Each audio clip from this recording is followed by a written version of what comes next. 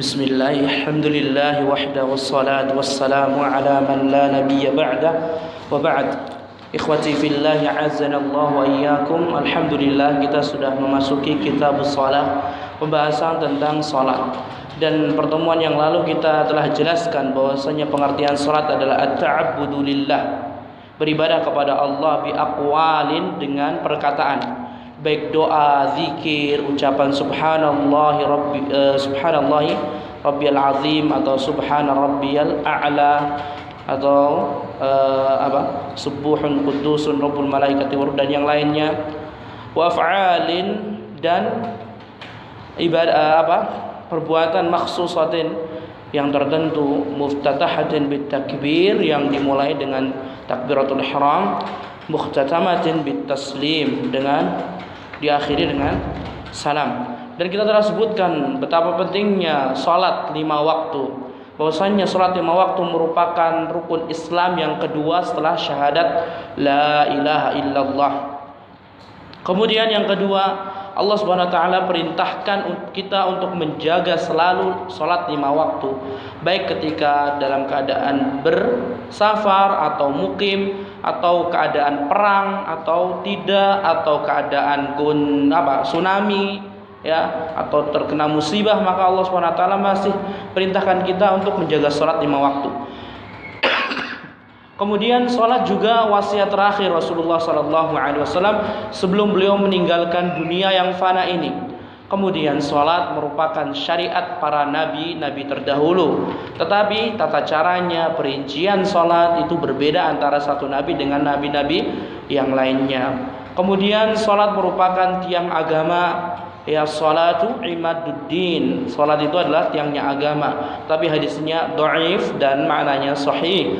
Kemudian salat akan mencegah seorang dari perbuatan yang munkar, yang buruk, ya, termasuk dosa-dosa besar.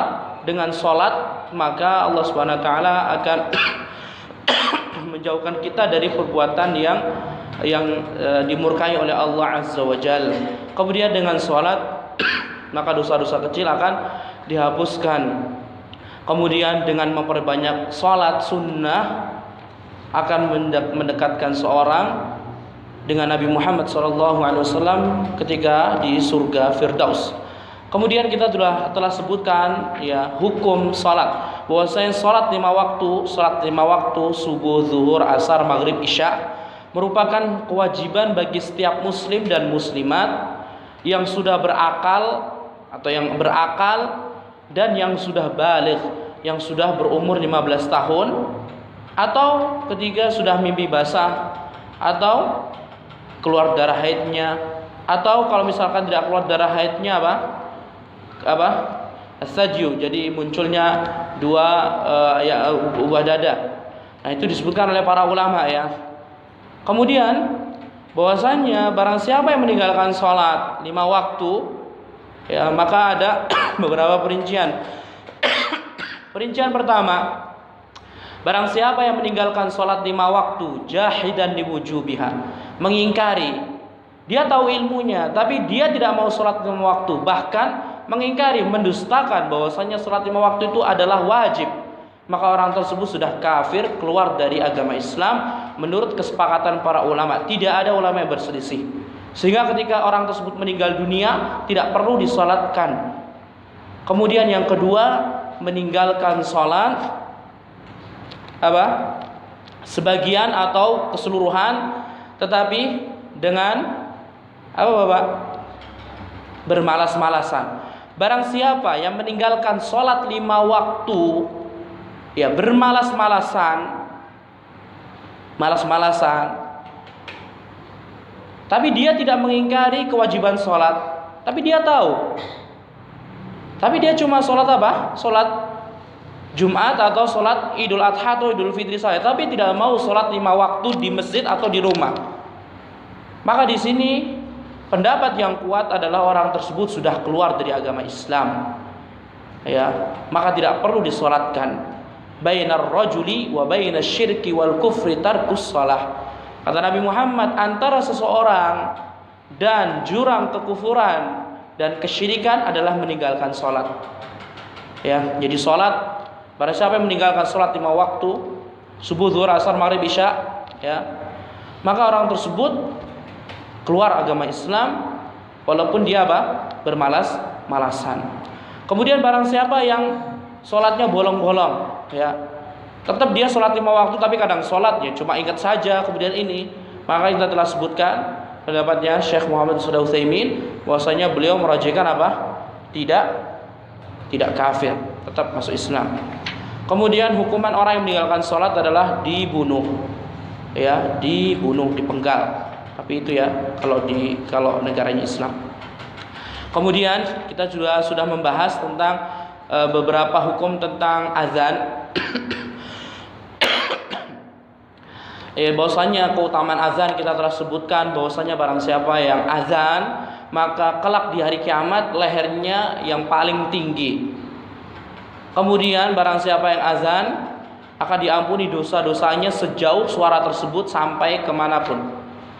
Kemudian barang siapa yang azan maka setiap yang mendengar baik dari kalangan jin dan manusia, tentunya jin yang muslim ya, karena jin yang kafir atau kita sebut dengan setan, ketika mereka mendengar azan mereka akan lari. Nah, mereka semua akan bersaksi kelak di hari kiamat.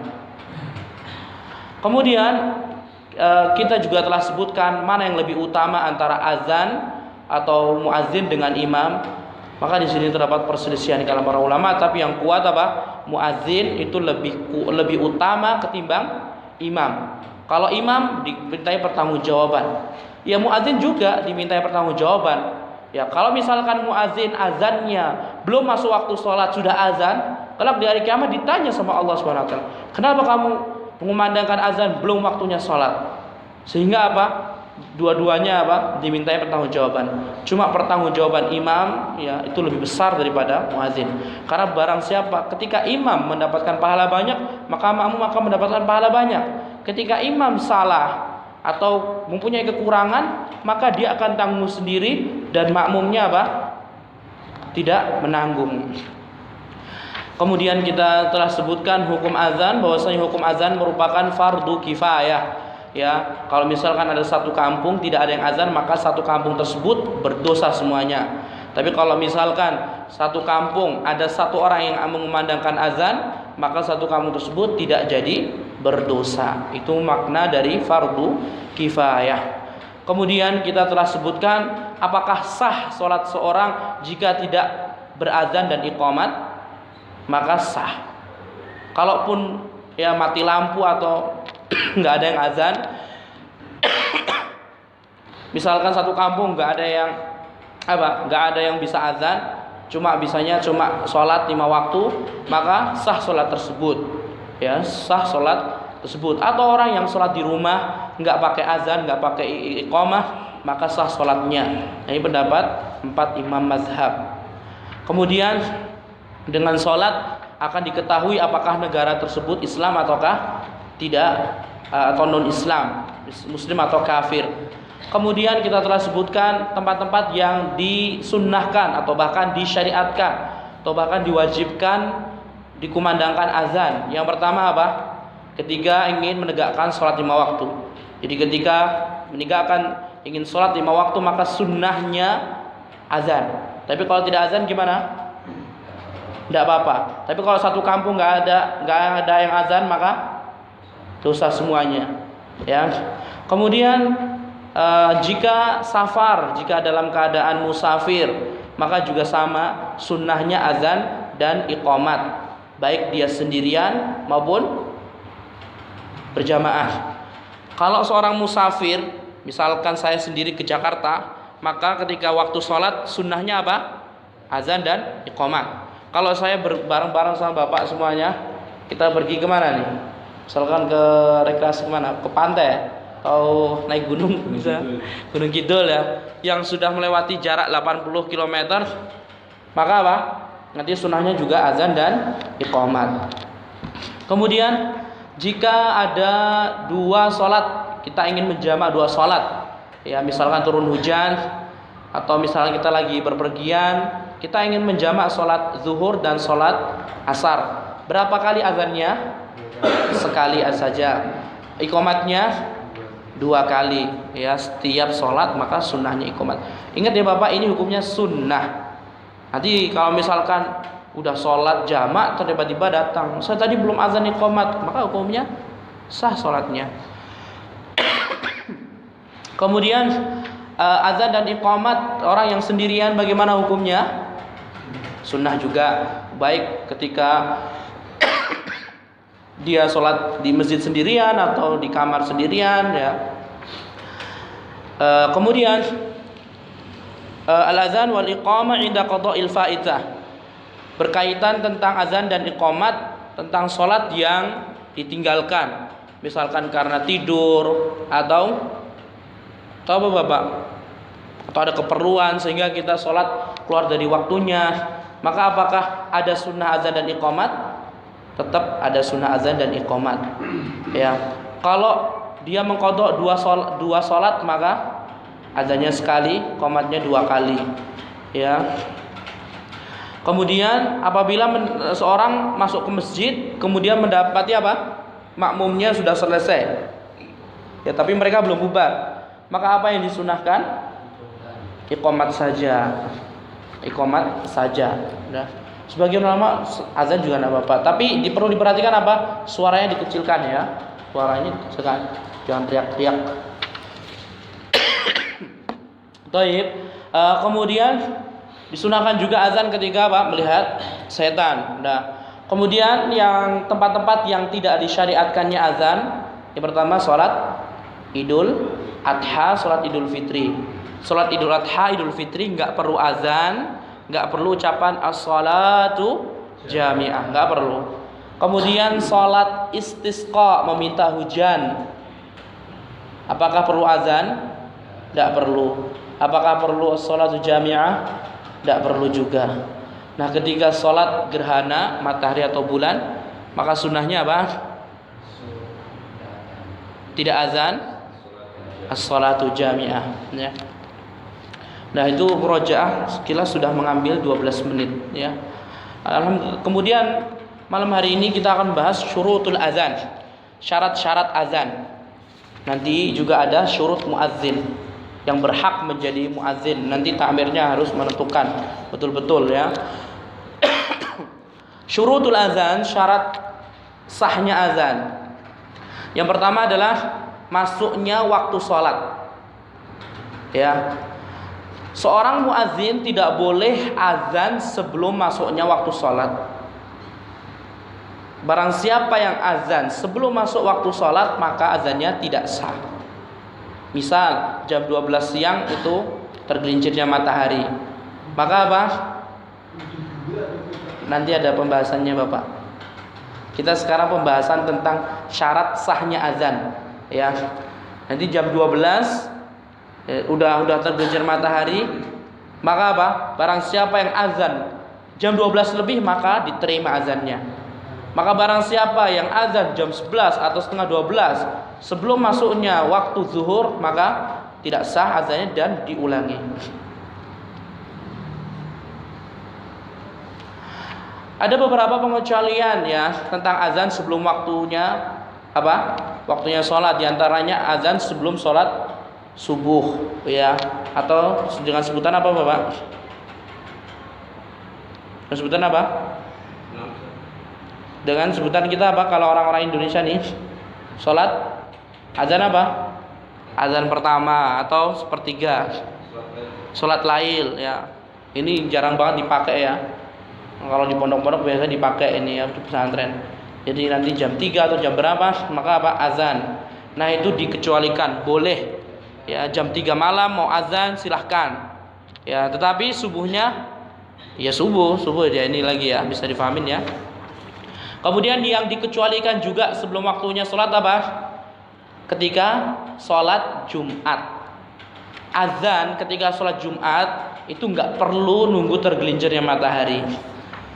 Bahkan sebagian negara Eropa, kalau tidak salah Inggris atau Amerika gitu, sebagian Muslim mereka apa? Jam 9 sholat apa? Sholat Jumatnya. Jadi nggak nunggu tergelincirnya matahari. Dan itu sah sholatnya. Ya, karena sholat Jumat atau khutbah atau azan Jumat itu berkaitan tentang imam. Kalau imamnya mau naik jam 10 ya sudah, maka apa? sah. Itu ya. Pada asalnya syarat pertama azan itu harus masuk waktu, kecuali 2 azan. Azan apa? Sebelum sholat subuh, atau kita sebut dengan azan pertama ya. Yang kedua azan sebelum sholat Jumat, maka nggak perlu nunggu tergelincirnya matahari. Kemudian yang kedua, an-niyah. Syarat sahnya azan adalah niat. Jadi perlu niat. Innamal a'malu binniyat. Bahwasanya amalan itu tergantung niatnya. Kemudian yang ketiga, syarat sahnya azan apa? Urut. Urut antara lafaz-lafaz azan. Ya. Jadi itu harus urut. Kalau misalkan Allahu Akbar, habis itu apa? Asyhadu an la ilaha illallah, keloncatan, maka apa? Diulangin. Ya. Kalau misalkan Allahu Akbar, terakhir langsung apa? Enggak ngucapin hayya 'alas shalah, langsung Allahu Akbar. Dah, tapi dia enggak nyadar, takbir datang, ngulangin, maka diulangin karena karena azannya tidak sah. Jadi harus urut. Iya. Kemudian yang kedua, beruntutan, mualat. Maksudnya apa? Harus itu juga, nggak boleh dijeda. Misalkan Allahu Akbar, asyhadu an la ilaha illallah. Nah, habis itu apa? Dia mau ke kamar mandi. Ya, atau apa? Nah, itu apa? Tidak apa? Tidak sah. Tapi di sini diperinci Bapak. Al-faslul qasir baina al-fadhil adzan la yubtilul azan. Kalau waktunya sedikit maka tidak batal azan. Misalkan apa? Allahu Akbar, habis itu wajing. Kan pemisah itu Bapak. Maka boleh, atau minum aqua atau batuk atau ini, maka boleh. Yang tidak diperbolehkan apa? Jedanya terlalu lama. Kalau jedanya terlalu lama maka harus batal itunya dan ngulangin lagi, ya, diulangin. Jadi kalau misalkan Allahu Akbar, tiba-tiba muntah, akhirnya apa? Itu kamar mandi, berarti jedanya lama. Maka habis itu apa? Apakah lanjut tadi? Apa ngulangin lagi? Ngulangin lagi, ya. Jadi harus ngulangin lagi. Jadi yang muadzin ini tolong diperhatikan. Itu ya. Yang berapa tadi? Yang keempat ya. Kemudian yang kelima, syarat sahnya azan apa? Dengan bahasa Arab. Ya, dengan bahasa Arab. Tidak boleh dengan bahasa Jawa atau bahasa Indonesia. Misalkan Allah Maha besar gitu, Bapak. Allah Maha besar. Saya bersaksi. Nah, itu tidak boleh. Jadi azan itu harus pakai bahasa Arab. Ya, jadi harus belajar. Sekali 2 kali salah tidak apa-apa, nanti ya, Pak. Diulang-ulang nanti insyaallah bisa latihannya. Kemudian yushtaratu an yakhluwal adzan min ayyi lahnin yughayyirul makna. Yang keenam, syaratnya azannya jauh dari kesalahan yang merubah artinya. Jadi ada beberapa makna azan yang apa? Yang bisa merubah artinya. Contohnya apa nih? Asyhadu alla ilaha illallah, misalkan. Biasanya kan dimatiin ya, apalagi contoh yang lain nih. Yang berubah artinya, yang biasanya azan, yang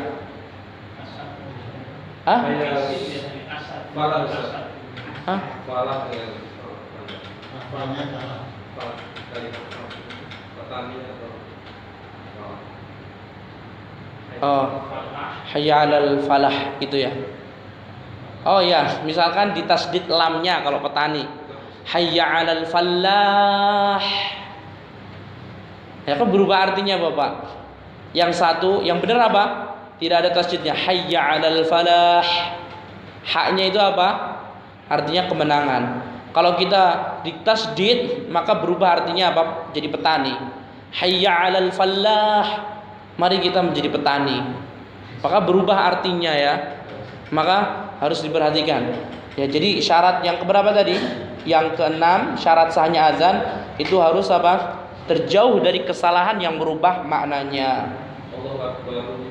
Nah, kalau itu nanti disebutkan para ulama Utsaimin, maka itu tidak apa-apa kalau misalkan ini. Tapi kalau misalkan hanya dipanjangkan maka menjadi istifham. Allahu Akbar, Allahu Akbar. Kan? Nanti kan artinya itu. Tapi kalau nanti itu pembahasan panjang sekali, nanti akan nanti sesi tanya jawab nanti nggak habis nanti ya. Kemudian yang ketujuh, syarat sahnya adzan apa? Harus satu orang. Kalau misalkan Ana, Mas Hari, Pak Tanto, Pak Heru, semuanya azan bareng-bareng 7 orang, gimana hukumnya? Kalau tidak sah. Azan itu cuma satu orang saja ya, Bapak, satu orang saja. Nah, kemudian pertanyaan, bagaimana hukumnya menjadikan atau satu masjid itu muadzinnya lebih dari satu? Hukumnya boleh. Bapak tahu di Masjidil Haram, Masjid Nabawi itu muadzin lebih dari 5 orang. Ya, muadzinnya lebih dari 5 orang, imamnya lebih dari 7 orang. Ya, jadi boleh takmir menunjuk beberapa muadzin ya. Kemudian yang ke-8, raf'us sauti bil azan, mengangkat suara dengan azan. Syarat sahnya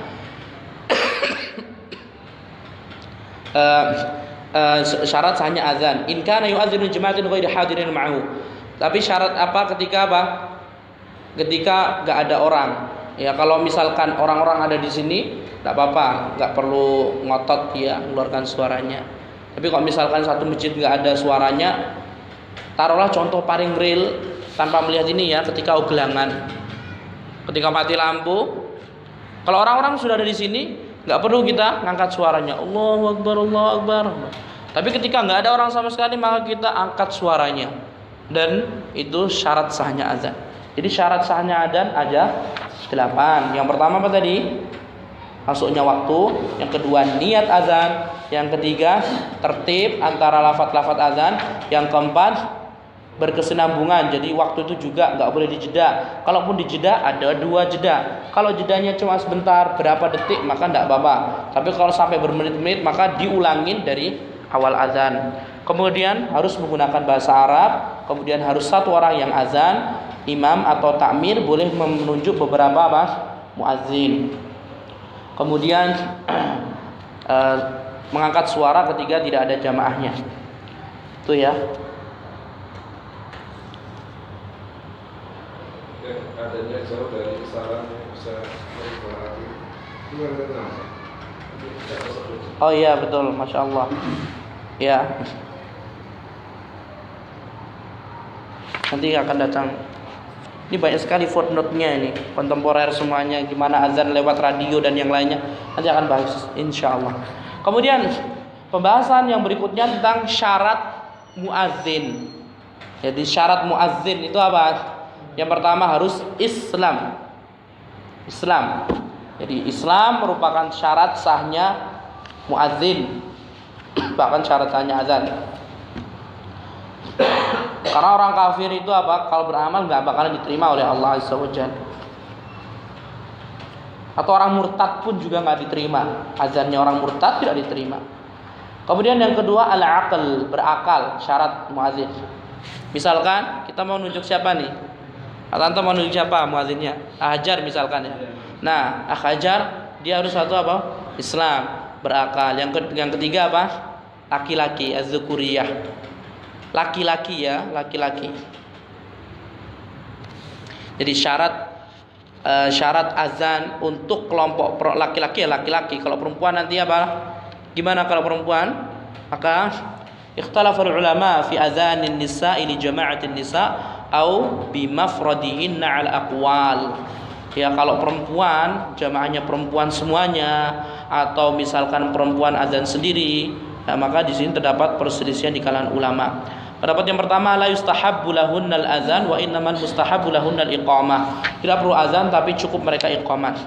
Ini contohnya misalkan apa? Ada pengajian ibu-ibu, ya mereka mau sholat, maka menurut pendapat pertama itu apa? Tidak perlu azan tapi cukup dengan iqamat. Tapi pendapat yang kedua, yukrahu lahunnal adzan wal iqamah. Makruh hukumnya seorang wanita apa? Azan dan iqamat, dan ini pendapat yang kuat, dikuatkan oleh Syekh bin Baz dan Syekh Utsaimin. Jadi pertanyaan, jika jamaahnya laki-laki, ya, kita kita berbicara misalkan di masjid dulu ya. Yang berhak azan di masjid laki-laki atau perempuan? Laki-laki. Itu udah. Perempuan nggak berhak. Kemudian pertanyaan yang berikutnya, jika ada jamaah kelompok misalkan, ya misalkan masjid sudah selesai, maka siapa yang berhak azan? Ya untuk laki-laki, jamaah laki-laki, maka tetap sunnahnya laki-laki azan, ya laki-laki azan. Tapi kalau perempuan, misalkan ini di pesantren biasanya ya, kalau bapak mungkin belum ini ya, atau kecuali ada nggak di sini pengajian gitu, atau misalkan apa nih safar ya perempuan-perempuan istri-istri kita diajak pergi kemana gitu kan. Nah kita yang laki-laki sudah sholat berjamaah, nah sisanya mereka di masjid ya numpang sholat di masjid. Nah itu bagaimana, apakah mereka azan? Makruh menurut pendapat yang kuat. Sebenarnya yang lebih baik apa? Nggak perlu azan, nggak perlu iqamat, langsung apa? Nggak ya langsung itu. Kemudian kalau misalkan sendirian di rumah, makruh juga, ya makruh juga. Itu pendapat yang dikuatkan oleh Syekh bin Baz dan Syekh Utsaimin. Dan selesailah syarat azan. Jadi syarat azan yang pertama Islam, yang kedua berakal, yang ketiga laki-laki. Itu syarat sahnya ya Bapak. Pertanyaan, anak yang berumur 10 tahun azan, bagaimana hukumnya? Sah Bapak. Dia Islam, dia berakal, dia apa? Laki-laki, sah. Dan ini sering banget, ya kan? Sekarang kalau dilihat waktu zuhur, bapak-bapak masih kerja. Ada yang jual, ada yang masuk pabrik, ada yang ini, ada yang itu. Gak ada yang azan sama sekali kecuali anak kecil yang TPA umur 10 tahun. Atau SD umur 4, kelas 4, kelas 3. Gimana hukumnya? Sah. Jadi ada syarat apa? Syarat wajib muadzin. Nah itu tadi. Ada berapa tadi? 1, 2, 3, 4. 4. Syarat sahnya muadzin ada 4. Kemudian ada sunnah-sunnah. Jadi ma yustahabbu bil muadzin. Tadi ada sesuatu yang sunnah. Nah ini yang lebih afdol lagi gitu loh Bapak. Kalau misalkan terpenuhi yang akan saya sebutkan ini, maka apa? Maka lebih baik lagi. Yang pertama apa? Yang disunahkan muadzin. Apa tadi Bapak? Nah berwudu. Jadi yang pertama sunnah azan atau muadzin itu sunnahnya apa? Berwudu. Kemudian yang kedua hasanus saut, suaranya bagus. Suaranya bagus ya.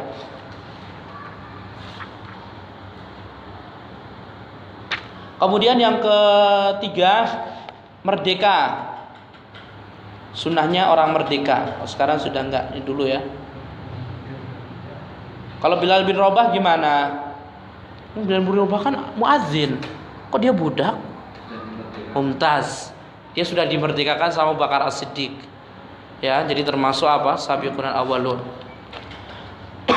Kemudian yang keempat, baligh. Orang yang sudah baligh, ya umur 15 tahun lah Bapak. Atau yang sudah mandi, keluar mimpi basah. Itu sunnahnya ya. Jadi kalau misalkan ada umur 10 tahun atau kelas 4 SD dilarang azan, nanti apa? Jenengan yang salah nanti. Ya, jangan dimarahin. Ada dulu dia marah-marah sama ini, kemudian kita nasihatin, setelah itu sudah nggak kelihatan, udah nggak sholat di masjid saya, karena memang dia jamaah jauh. Jadi anak kecil dia azan, kemudian dimarah kayak gitu. Tapi kita tidak nasihatin secara ini, cuma nasihatinnya seperti Rasulullah ketika ada kejadian sesuatu beliau naik mimbar ngasih nasihat seperti ini. tidak menyindir sama sekali seseorang yang langsung sebutkan seperti ini sunnahnya. Habis itu nggak tahu kenapa bapaknya tidak sholat lagi di masjid saya. Tapi pas ketika saya temuin apa, ya saya salam, saya senyum, dia balas senyum. Berarti tidak ada masalah ya, insyaallah. Kemudian yang kelima, al-adl. Adl itu apa? Terpercaya. Adl itu maksudnya menjauhi dosa-dosa besar. Ya, adl. Jadi sunnahnya muadzin itu harus adil. Adil, ya, seorang yang adil. Adil dalam bahasa Arab atau dalam agama Islam itu apa? Lawannya fasik. Jadi yang tidak melakukan dosa-dosa besar itu sunnahnya. Tapi kalau misalkan ada orang yang rokok atau orang yang berzina, la ilaha illallah ya, atau makan apa nih, anjing, babi, minum khamr, mereka semuanya melakukan dosa-dosa besar. Nah, mereka azan, sah ndak azannya? Sah no bapak? Sah. Tadi berapa syarat azan tadi? Syarat muadzin ada berapa? Ada berapa, Mas Mungki? Ada 4. Ini yang sunnah-sunnahnya. Jadi sunnahnya muadzin itu harus bersuci, suaranya bagus, merdeka, kemudian sudah beranjak dewasa, umur 15 tahun, kemudian menjauhi dosa-dosa besar.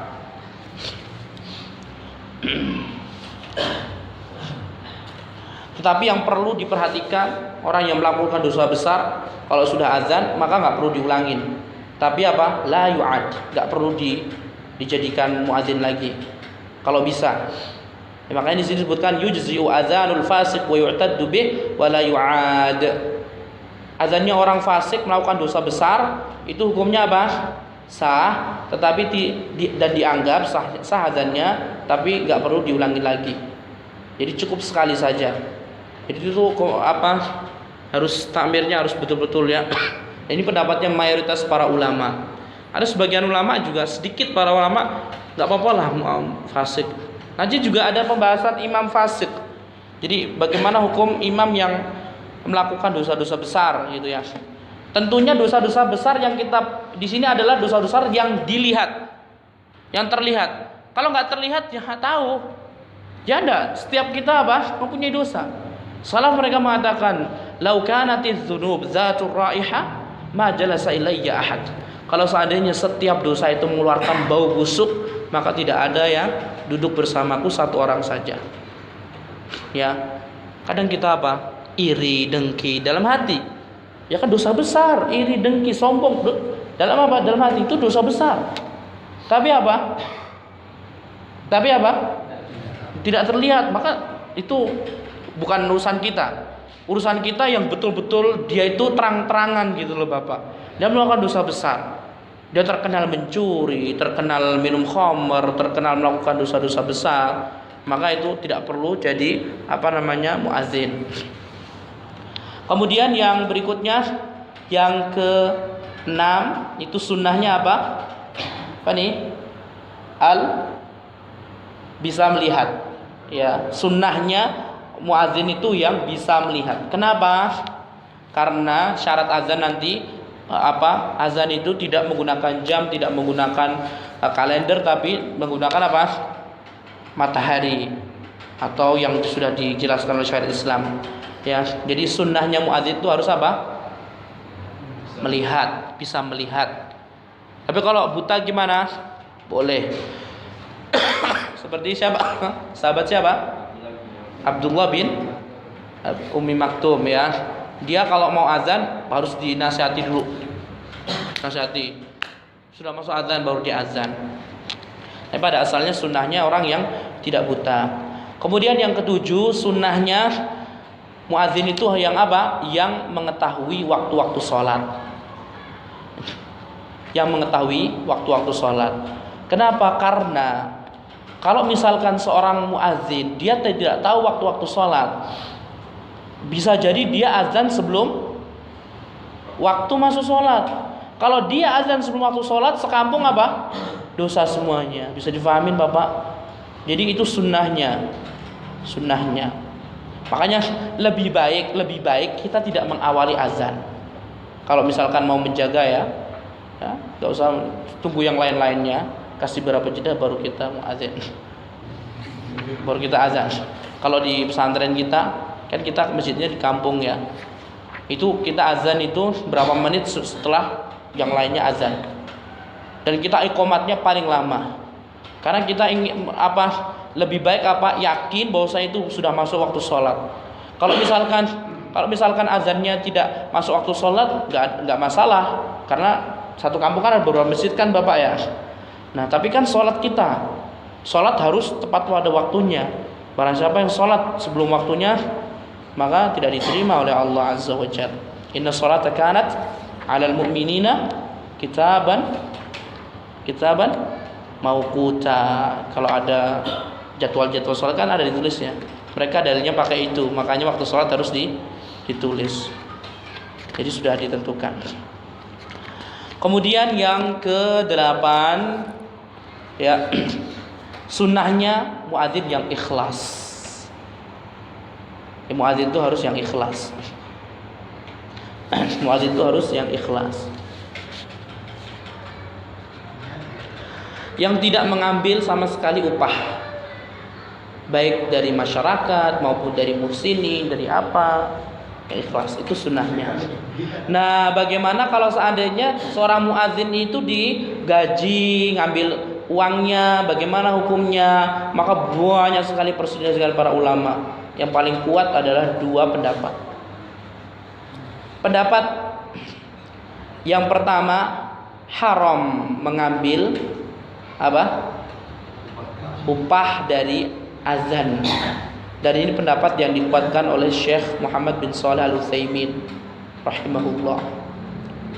Kemudian yang kedua, pendapat yang membolehkan mengambil gaji dari azan. Dan ini pendapat sebagian ulama. Tidak ada ulama kontemporer yang merojehkan. Syekh Utsaimin mengharamkan ya. Enggak perlu. Jadi harus betul-betul. Itu gaji loh Bapak. Beda lagi. Bagaimana jika mengambil dari rizqun min baitil mal?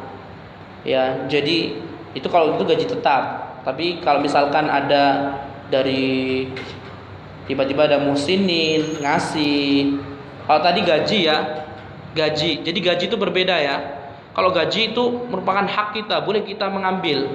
Misalkan saya kerja di pabrik, maka itu itu bahasa Arabnya ujrah. Kalau misalkan saya dikasih, saya boleh membela.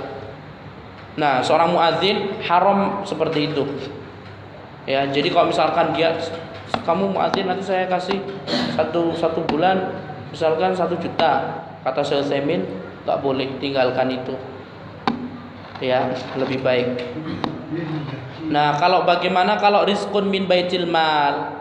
Ya, rizqun min baitil mal. Rizqun min baitil mal itu apa sih, Bapak? Ma yufradu fi baitil mal biqadril hajah wal kifayah. Itu diambil dari negara misalkan. Kalau di sini enggak tahu ya, di Indonesia ada. Nah, karena di Arab Saudi ada, Bapak. Di Arab Saudi itu ada, jadi kementerian ya kayak Baitul Mal seperti itu. Kalau zaman dahulu namanya Baitul Mal. Jadi orang-orang infak semuanya masuk ke situ, yang ini semuanya masuk ke situ. Jadi uang untuk kaum muslimin, keperluan kaum muslimin. Kalau muadzin diambilkan dari uang itu maka tidak apa-apa, boleh. Tapi kalau misalnya dipatok gajinya sekian maka lebih baik ditinggalkan.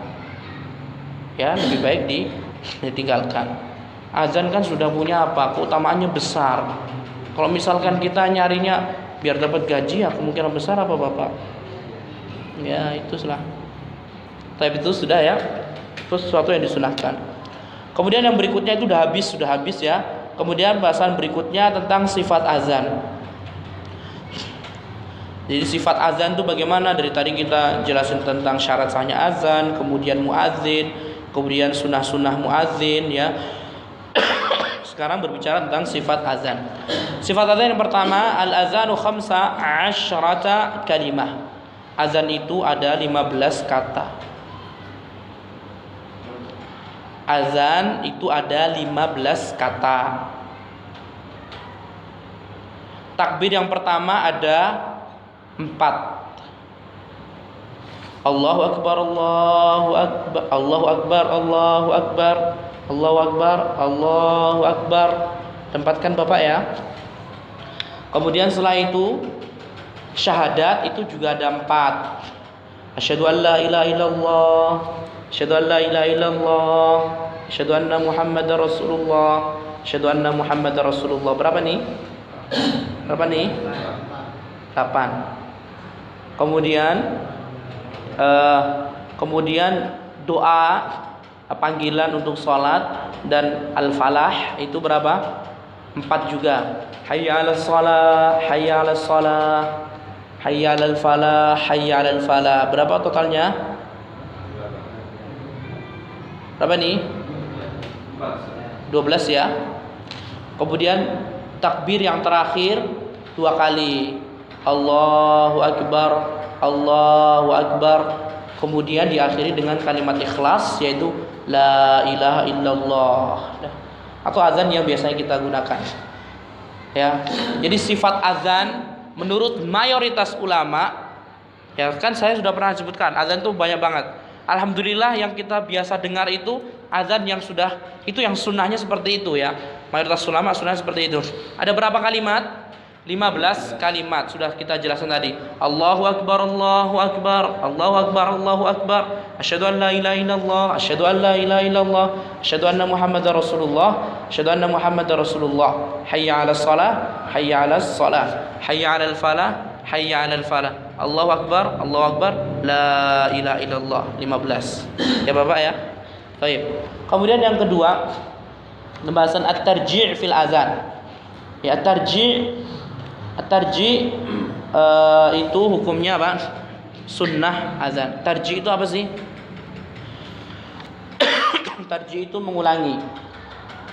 Tarji' indahum sunnah. Tarji' itu ketika ngucapin syahadat, 2 kalimat syahadat, an yakhfidhal muadzinu sautahu bisyahadatain thumma yarfa'u bihima.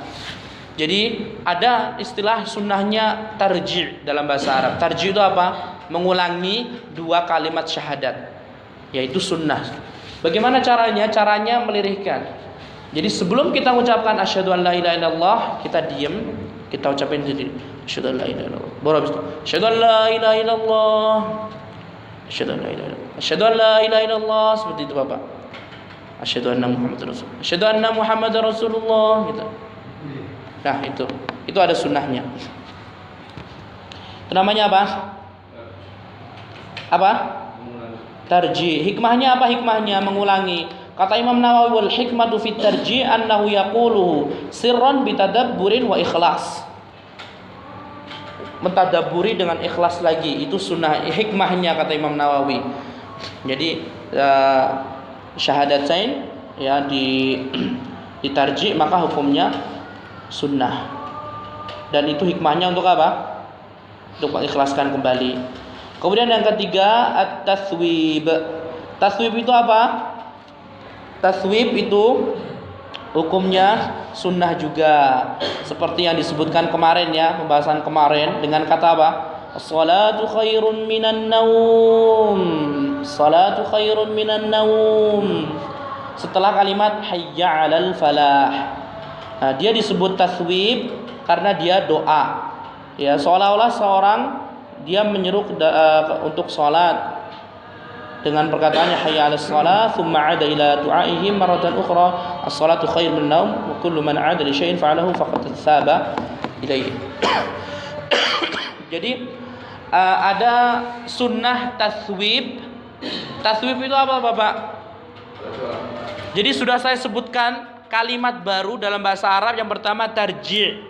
Tarji' itu apa? Mengulangi 2 kalimat syahadat dengan memelankan suaranya. Jadi sebelum kita mengucapkan asyhadu an la ilaha illallah, kita mengucapin dulu, baru habis itu dikeraskan. Yang kedua apa? Taswib. Taswib itu apa? Ucapan as-salatu khairun minan naum. Salatu khairun minan naum. Setelah apa? Setelah kalimat hayya 'alas shalah, hayya 'alal falah. Nah itu baru habis itu as-salatu khairun minan naum. Apa hukumnya ketika sholat subuh? Hukumnya adalah sunnah, dan ini pendapat 4 imam mazhab. Ya, makanya aneh banget ya kalau misalkan ngakunya mazhab Imam Syafi'i, tapi ketika sholat subuh nggak pakai as-salatu khairun minan naum. Ya, seperti itulah. Imam Syafi'i berpendapat sunnah. Selain sholat subuh, bagaimana hukumnya? Gak perlu. Jadi as-sholatu khairun minan naum itu dilakukan ketika apa? Subuh saja. Selain sholat subuh maka tidak perlu. Kemudian di syariah yang keempat, ya, pembahasan yang keempat, sifat-sifat azan. Ketika terjadinya angin kencang atau turunnya hujan, maka seorang muadzin disunnahkan ala sallu fi rihalikum atau as-salatu fir rihal. Ya, salatlah kalian di tempat-tempat kalian, atau biasanya kita di mana? As-salatu fi buyutikum. Biasanya seperti itu. Dan itu hukumnya apa? Sunnah. Kayak misalkan akhir-akhir ini Bapak ya, misalkan ada angin puting beliung atau apa, kemudian banyak yang roboh, nggak perlu kita nyuruh orang-orang kaum muslimin suruh apa? Suruh ke masjid, wajib. Kalau misalkan mereka bisa meninggalkan musibah yang mereka ini kemudian ke masjid, tidak apa-apa, lebih afdal. Emang mereka lagi sibuk-sibuknya ngurusin ini, bahkan ada keluarga yang meninggal dunia, ya. Maka ucapkan ini, dan itu sunnah. Sallu fi rihalikum atau sallu fi rihal atau sallu fi buyutikum. Ya, atau ketika hujan, ya, turunnya hujan, maka sunnahnya seperti itu. Kemudian belum masuk waktu. Kemudian yang ke pembahasan yang berikutnya itu sudah habis. Kemudian apa-apa yang disunahkan ketika azan. Yang disunahkan ketika azan itu azan di awal waktu. Jadi ini berkaitan tadi sudah ya, berkaitan tentang lafaz-lafaz adzan sudah ya 15. Kemudian apa? Sunnahnya tarji, sunnahnya taswib ketika sholat subuh. Kemudian mengucapkan shollu fi buyutikum ketika turun hujan atau angin kencang. Kemudian sekarang berkaitan sunnah secara keumuman ketika azan. Yang pertama, sunnah azan itu di awal waktu. Ya, kalau misalkan sudah jelas tergelincir matahari, maka sunnahnya azan awal waktu. Jangan nunggu-nunggu sampai jam 2, jangan sampai jam 3. Azan tepat waktunya dulu. Kalau perkara sholat silakan, mau sholat jam 2, mau jam 3, tapi azan dulu, sunnahnya di awal waktu. Kemudian yang kedua, sunnah azan itu berdiri.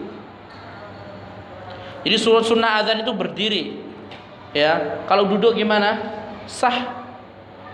Ya, makanya jangan heran kalau misalkan ada muadzin yang apa? Yang duduk pakai kursi roda. Sunnah azan itu berdiri, ya. Kemudian yang ketiga, sunnah azan itu menghadap kiblat. Kemudian yang keempat, sunnahnya azan itu di tempat yang tinggi. Ya, makanya dulu para sahabat naik ke bukit dulu baru azan. Ke menara, tapi masalahnya menara sekarang apa? Tidak ada contohnya dari Nabi. Nah, itu pertanyaan yang begitu penting. Ya, apakah perlu? Nah, nanti. Kemudian sunnah azan yang berikutnya, an yad'a isba'aihi fi udhunaihi. Jadi apa? Meletakkan apa? Kedua jari jemari ke mana? Ke telinganya, itu sunnahnya. Isba'aihi. Terserah ya, milih mau pakai telunjuk-telunjuk atau gini atau gini atau gini, dah ya. Kalau itu enggak apa-apa. Tapi sunnahnya apa Bapak? Pakai jari jemari. Usbu'aihi. Jadi bukan kaffaihi. Ini dalam bahasa Arab namanya kafun. Kafun. Tapi sunnahnya apa? Nutup ketika azan dengan isba'aihi, dengan dua jari. Terserah milih. Mau ini, mau ini, mau ini. Tapi biasanya kan seperti ini kan ya. Dah, itu. Kemudian yang berikutnya at-tarassul fil azan. Tarassul itu apa? Pelan-pelan, tartil, ya, pelan-pelan, ya, tidak tergesa-gesa ketika azan. Ya. Jadi dia betul-betul apa? Kayak ibaratnya menjelaskan kalimat azan itu kepada orang-orang yang mendengarkan. Jangan cepat-cepat. Di Arab Saudi ada juga ya. orang Afrika tapi sudah nggak tahu, kelihatannya orang hitam tapi udah jadi Arab Saudi, udah dapat kebangsaan Arab Saudi. Tapi kalau azan tuh Allahu Akbar, Allahu Akbar, kayak komat gitu. Hayyalas shalah, hayyalas shalah, hayyalal falah, hayyalal falah, kayak nggak ada. Jadi sunnahnya ketika azan tuh pelan-pelan dihayati. Ya, hayya 'alas shalah, pelan. Dihayati sambil kita niatkan apa? Manggil orang-orang. Jadi sunnah azan apa? Pelan-pelan, jangan terburu-buru. Kayak dikejar apa nih anjing. Kemudian disunahkan juga apa? Istidarah. Istidarah itu apa? Memutar anggota badan. Ketika mengucapkan apa nih Bapak nih? Hayya 'alas shalah, hayya 'alas shalah, kemudian hayya 'alal falah, hayya 'alal falah. Dan ini menurut pendapat mayoritas ulama. Jadi yang disunahkan azan yang pertama di awal waktu, yang kedua berdiri, kemudian yang ketiga menghadap kiblat, yang keempat tempat yang tinggi, yang kelima menaruh dua jari, yang keenam pelan-pelan dalam azan, tarassul bahasa Arabnya, kemudian yang kelima istidarah, memalingkan ya. Kemudian itu ya, udah kita azan dulu. Kemudian pembahasan berikutnya hal-hal yang dimakruhkan ketika azan, yang dibenci. Tapi azannya tetap sah, tapi dia dibenci oleh Allah Azza wa Jalla. Jika meninggalkannya maka itu lebih baik. Yang pertama, azannya orang yang junub. Jadi orang yang mimpi basah atau sudah berhubungan suami istri, pada asalnya dia haram ya di masjid. Haram. Tapi kalau misalkan tempat azannya berbeda dengan masjid, atau dia azan di masjid, maka apakah azannya sah? Makanya azannya sah, tapi dia makruh. Jadi hukum azannya orang junub makruh. Kemudian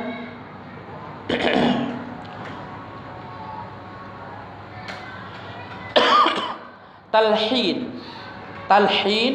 itu juga makruh. Talhin itu apa? At-tatribu wat taghridu bil alhan. Jadi melagukan, jadi melagu-lagu kayak musik seperti itu, maka hukumnya makruh. Ya, kalau misalkan kita dengar seorang azan tapi berlebih-lebihan, pakai lagu-lagu seperti itu, maka hukumnya makruh. Tapi azannya tetap sah. Karena para sahabat tidak ada azannya seperti itu. Ada yang pernah dengar azannya saya? Belum pernah mendengar azannya saya? Saya azannya enggak lagu-lagu panjang-panjang seperti itu. Tapi juga ada nadanya, tapi nadanya nggak keterlaluan ya. Jadi itu hukumnya makruh ya kalau yang lagu-lagu jurus seperti itu. Kan ada yang apa nih, hayalal falah, kayak gitu loh Bapak. Nah itu makruh. Kayak apa lagi nih contohnya? La ilaha illallah. Jadi intinya kayak mirip kayak burung kicauan belung. Burung kan gimana kicauannya? Kicauan burung gimana? Ya seperti itu. Ya. Jadi lagu-lagu yang seperti itu makruh hukumnya. Kemudian berjalan ketika azan itu juga hukumnya makruh. Ya. Mentang-mentang apa nih? Mikrofonnya bisa diambil maka dia jalan tiba-tiba ada kecelakaan di sampingnya, kita ambil Allahu Akbar ya kan, sambil lihat kecelakaannya, maka itu hukumnya apa? Makruh, tapi azannya tetap sah. Kemudian berbicara sedikit ketika azan yang tidak ada apa namanya tidak dibutuhkan. Ya misalkan apa, anak-anak kecil lagi, padahal dia nggak rame ya, tapi dia di belakang aja. Kalau ketika ya ada sholat dia bilang, maju ini baik lo, so pertama. Nah itu juga apa? Makruh. Ya jadi fokuskan azan. Ya nggak perlu berjalan, nggak perlu kayak kayak kicauan burung dan yang berikut. Nah itu. Kemudian yang ke-15 tentang menjawab muadzin. Apa hukum menjawab muadzin? Hukumnya sunnah. Sunnah Bapak. hukum menjawab muadzin itu hukumnya sunnah.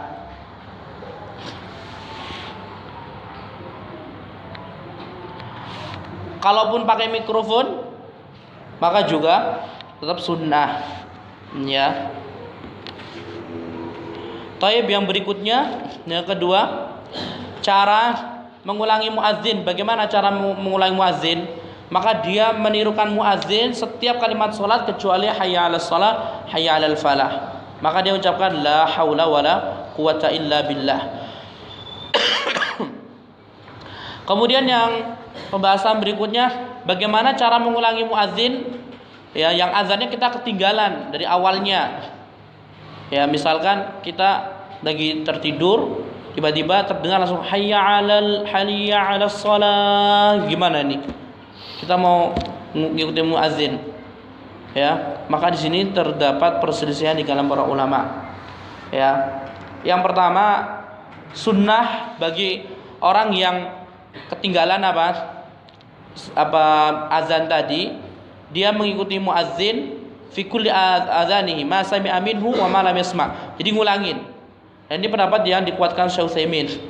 Jadi ngulangin. Jadi kalau misalkan kita dapat sebagian, kita tertidur, waduh, tiba-tiba sudah hayya 'alas shalah, maka apa? Ngulangin. Allahu akbar, Allahu akbar, Allahu akbar, Allahu akbar. Asyhadu an la ilaha illallah, asyhadu an la ilaha illallah, asyhadu anna Muhammadar Rasulullah, asyhadu anna baru sampai hayya 'alas shalah. Itu pendapat Syekh Utsaimin.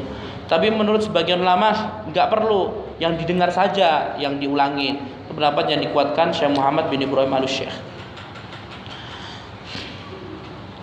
Nah, bagaimana kalau misalkan satu masjid ada satu kampung ada 5 masjid. Nah, gimana nih?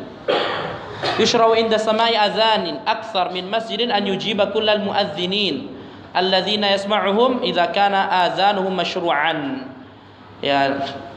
Jadi kalau misalkan kita 5 masjid semuanya masuk waktu sholat semuanya, maka kita ikutin semuanya. Dan ini pendapat yang dikuatkan Syekh bin Baz, Syekh Utsaimin. Misalkan Masjid Salsabila, di sana ada masjid lagi. Cuma jaraknya berapa? Semuanya 5 masjid sudah masuk waktu sholat. Nah, satu masjidnya jaraknya yang Salsabila selisih 1 menit. Nah, ketika kita mendengar 5 saling bersautan, maka yang terdengar di telinga kita maka kita ulangin. Ya. Tapi kalau kita yakin cuma Salsabila yang sudah masuk waktu azan, maka cuma Salsabila saja, yang lainnya nggak perlu dijawab, ya, karena tidak sah. Perlu dipahamin itu, ya. Kemudian yang terakhir, pembahasan tentang al-ad'iyah al-waridah ba'dal adzan, doa-doa yang disyariatkan setelah azan. Yang pertama, salawat kepada Nabi Muhammad SAW setelah azan, hukumnya sunnah.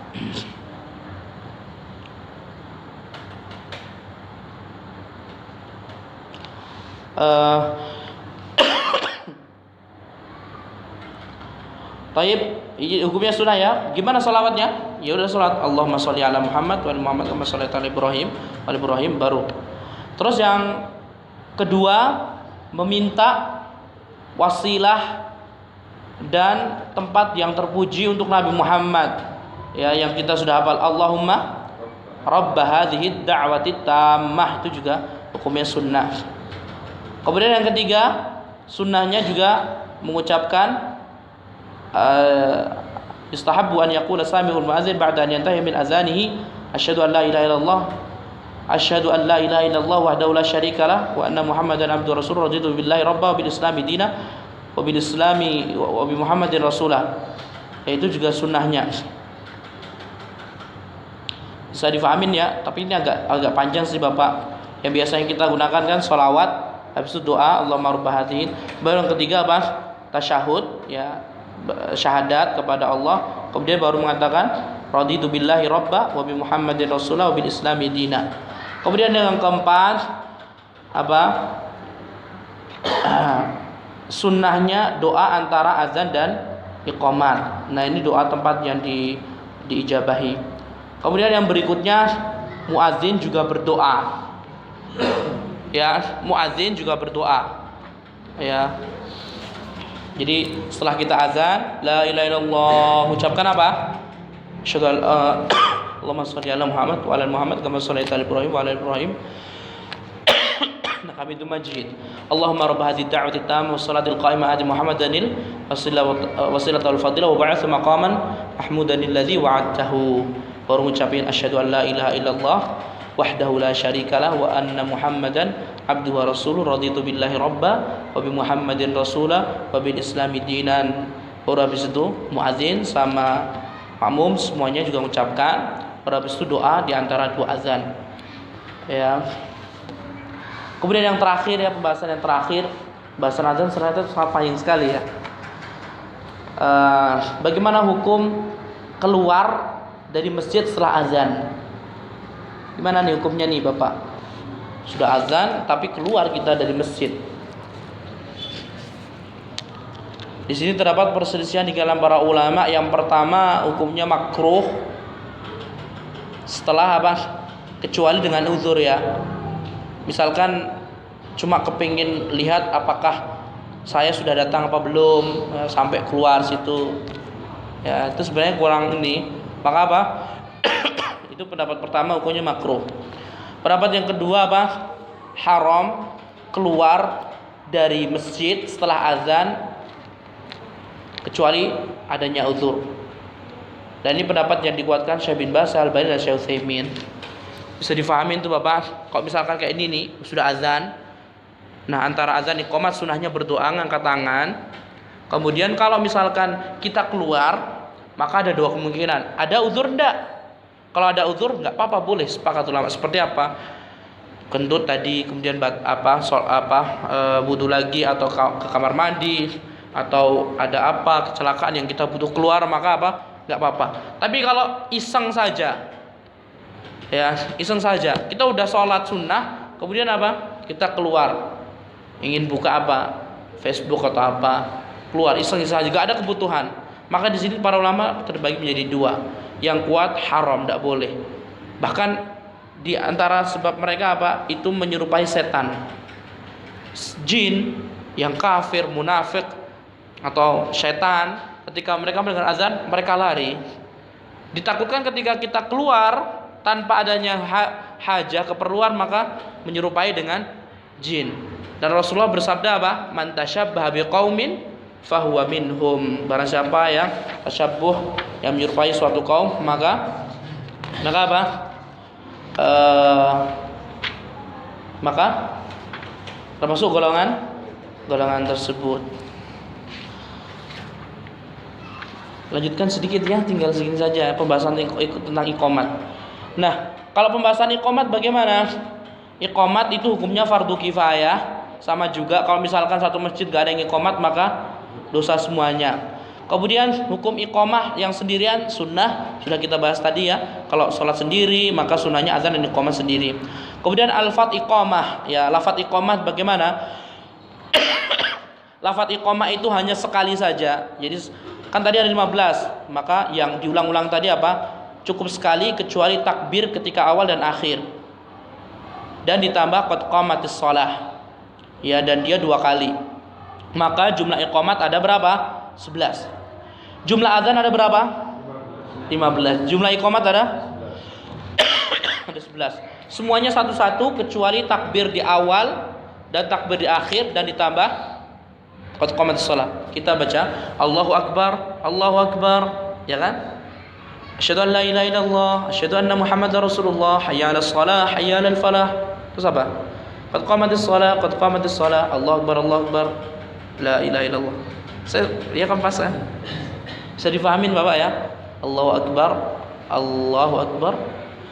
Gimana tadi? Allahu Akbar, Allahu Akbar, asyhadu an la ilaha illallah, asyhadu. Allahu Akbar, Allahu Akbar, asyhadu an la ilaha illallah, asyhadu anna Muhammadar Rasulullah, hayya 'alas shalah, hayya 'alal falah. Qad qamatis shalah, qad qamatis shalah. Allahu Akbar, Allahu Akbar, la ilaha illallah. Jadi ada 11. Itu ya. 15, 11. Kemudian yang disunahkan iqamat apa? Bersuci ya, sunahnya juga bersuci. Pembahasannya mirip seperti azan tadi ya. Sunnah juga setelah bersuci apa? Qomat sambil berdiri, kemudian juga menghadap kiblat, itu juga sunnah. Dan tidak perlu jalan-jalan juga. Jalan-jalan ketika azan iqamah tadi apa hukumnya? Makruh. Ya, dibenci oleh Allah. Kemudian al-afdal an yuqima man adzana. Yang lebih utama yang azan itu yang iqamat. Itu pendapat mayoritas ulama. Yang azan maka yang iqamat, ya. Kemudian sunahnya al-hadar, mempercepat, ya. Jadi enggak perlu perlahan. Allahu akbar, Allahu akbar. Lama banget. Ya. Jadi enggak perlu. Kalau qomat itu cepat saja. Ya. Karena qomat itu untuk orang-orang sekitar. Kalau azan untuk semuanya. Makanya dibutuhkan apa? Pelan-pelan. Biar tujuannya semua mendengar dan bersaksi azan kita besok di hari kiamat. Kemudian disyariatkannya apa? Jeda antara azan dan iqamah. Jadi harus ada jeda, Bapak. Ya. Hanya saja perbedaan jedanya berbeda, terdapat perselisihan di kalangan ulama rentan waktunya itu, ya. Adapun sholat maghrib maka sunnahnya antara azan dan iqamah itu sedikit saja. Makanya masya Allah ya, salsabila. Kadang saya sering sekali terlambat. Di sini cuma 3 menit kadang, ya. Di Masjid Nabawi, ya, orang-orang sudah kumpul, mereka ngasih waktunya 10 menit. Iya. Kadang paling cepat ya 9 menit. Saya pakai jam saya. Saya kalau sudah lebih 7 menit, wah ini saya sudah telat di salsabila rakaat kedua. Ya. Tapi kalau 7 menit di Masjid Nabawi belum ini. Iya, orang segitu banyaknya, ya. Tapi tidak apa-apa. Jadi harus ada jeda. Ya, walaupun maghrib juga jedanya dikasih tapi sedikit saja. Kalau yang biasanya kadang sampai 15 menit, 20 menit. Dan yang memberikan jeda kalau bisa imam, karena iqamat itu miliknya imam. Kemudian la tushtaratu al-muwala bainal iqamah was shalah. Jadi tidak ada syaratnya setelah iqamat langsung salat.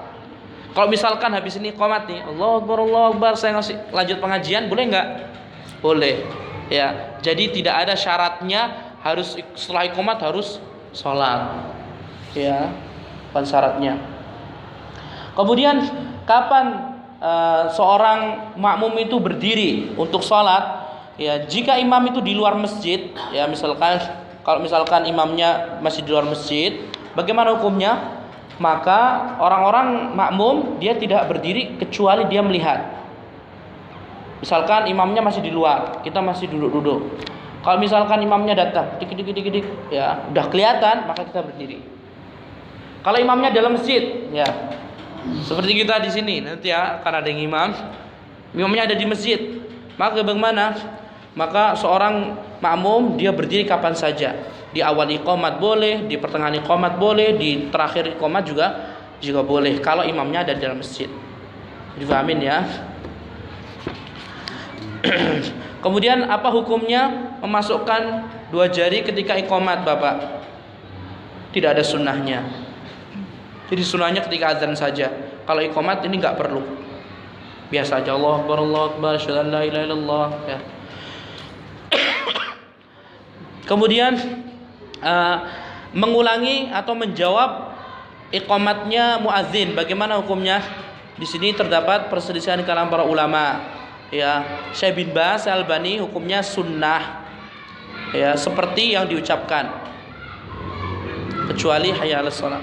Jadi kalau misalkan nanti ada yang iqamat, kalau Syekh Al-Albani, Syekh bin Baz sebenarnya apa? Kita ngikutin. Allahu Akbar, Allahu Akbar, Allahu Akbar, Allahu Akbar. Asyhadu an la ilaha illallah, asyhadu an la ilaha. Asyhadu anna Muhammadar Rasulullah, asyhadu anna. Hayya 'alas shalah, qad qamatis shalah. Kita ngikutin, ya. Tapi ulama yang lainnya seperti Syekh Utsaimin tidak mengikuti. Silahkan Bapak kalau misalkan mengikuti, itu pendapatnya kuat juga.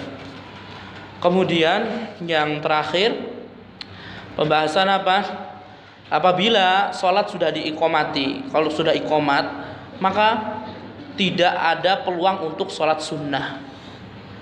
Ya, sudah tahu udah iqamat Allahu Akbar, Allahu Akbar, datang malah sholat sunnah. Ya, gak ada. Tapi bagaimana kalau misalkan lagi sholat kemudian diiqamati? Bagaimana? Maka fa innahu yutimmu salatahu. Maka orang tersebut melanjutkan sholatnya, kecuali jika dia takut ketinggalan sholat jamaah. Sholat jamaahnya Di sini perbedaan ulama, sebagian ulama kalau misalkan takut ketinggalan takbiratul ihram, ada yang mengatakan takut ketinggalan 1 rakaat. Nah, ya, maka itu pembahasan tentang adzan dan iqamat. Mohon maaf agak panjang ya rinciannya, ya memang seperti itu. Intinya kita sudah sampaikan adzan iqamat. Kalau misalkan ada pertanyaan maka silahkan.